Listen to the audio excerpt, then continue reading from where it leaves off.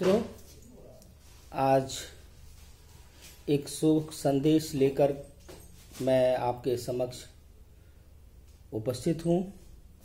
गांधी शांति प्रतिष्ठान के कार्यकर्ता, आजीवन कार्यकर्ता और मार्गदर्शक श्री सुब्बा राव जी का आज जयपुर में सुबह निधन हो गया।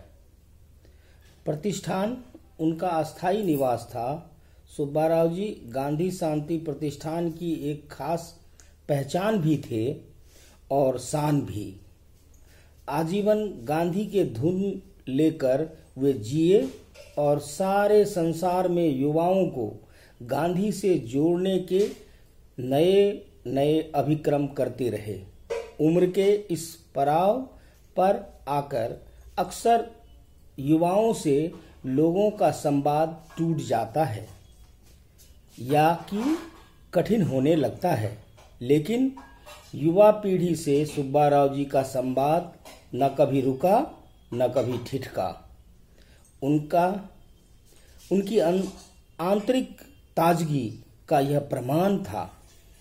जीवन तो सबका खत्म होता ही है, लेकिन सुब्बा राव जी जैसे लोग जीवन को इस तरह जी कर जाते हैं कि उनकी काया के समाप्त होने के बाद भी उसकी सुगंध बची और बनी रहती है। गांधी शांति प्रतिष्ठान उनके साथ जिस तरह से चलता आया है, उनकी स्मृति में उनके बाद भी उसी तरह चलता रहेगा और उन्हें याद करता रहेगा। नमस्कार।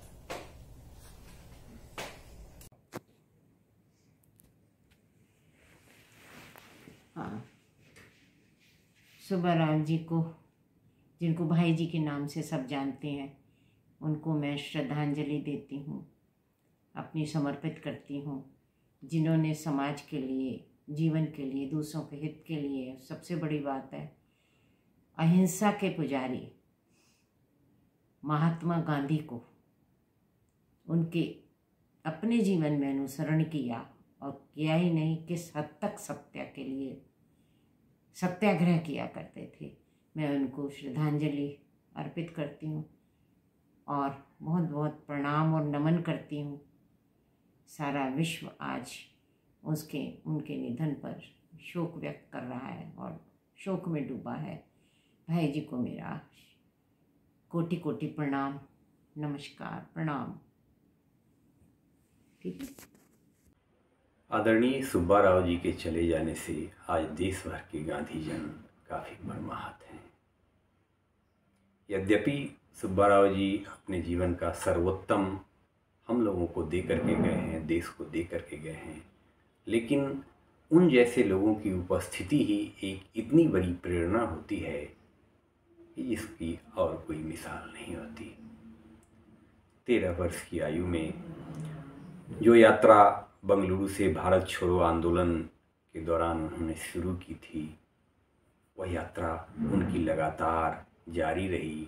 न उसमें कभी वो रुके, न थके, न कभी आराम किया, और आज वही यात्रा अनंत की ओर चली गई।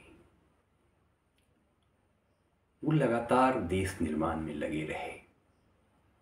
चंबल में उनका योगदान बहुत बड़ा था, लेकिन मुझे लगता है कि युवाओं के बीच जो उनका काम था, देश में शांति स्थापना में, सद्भाव स्थापित करने में, सांप्रदायिक सौहार्द बढ़ाने में, युवाओं में भरोसा पैदा करने में, उन्हें रचनात्मक कामों में लगाने में जो उनका योगदान था, वह बहुत बड़ा था।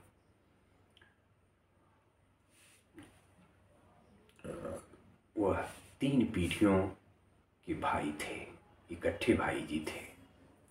बच्चों के लिए वह भाई जी थे, युवाओं के लिए भाई जी थे, बुजुर्गों के लिए भी भाई जी थे। उनके चले जाने से 3 पीढ़ियों के सामने एक रिक्तता उपस्थित हुई है। सच कहा जाए तो उनके जैसा कोई नहीं है। आज के दौर में उनकी उपस्थिति की बहुत ज़रूरत थी। देश में शांति, सौहार्द, अमन कायम रहे, यह भरोसा उनको था। अब यह बचे लोगों पर जिम्मेदारी आती है कि उस काम को आगे बढ़ावें। यही उनके प्रति सबसे सच्ची श्रद्धांजलि होगी। नमन।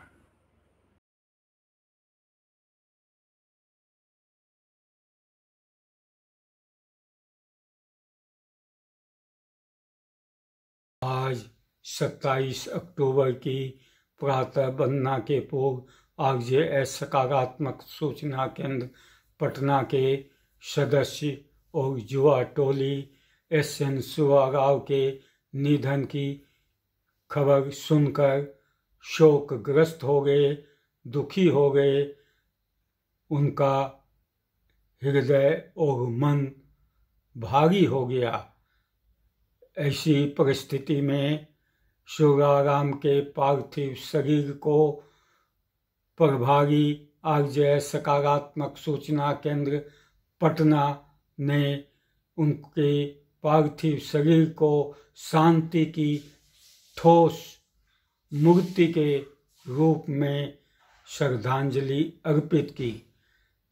मेरे युवा टोलियों को स्मरण आया SN सुब्बाराव के स्वतंत्रता सेनानी होने की कथा जो 1913 से ही शुरू हुई थी। 13 वर्ष की आयु में शुरू हुई थी। उस आयु में आपने आज़ादी के आंदोलन से जुड़े और जुड़े रहे। 92 वर्ष की आयु में आज आपने तक अपने जीवन को शांति के दूत के रूप में प्रकट किया।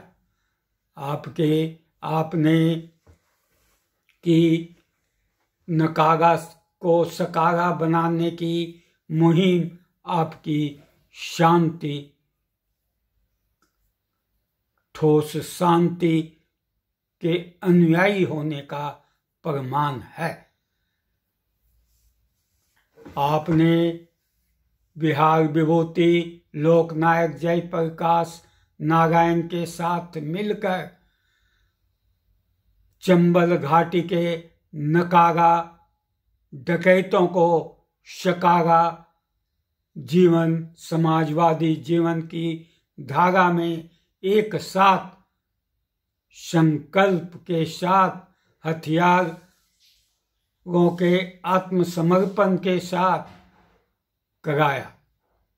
इस तरह से हमारी युवा टोली बहुत ही प्रेरक हुई, सक्रिय हुई कि वे अपने आरजेएस की मुहिम भारत एक परिवार राष्ट्र प्रथम की सकारात्मक सोच को साकार करने के लिए प्रयत्नशील होंगे।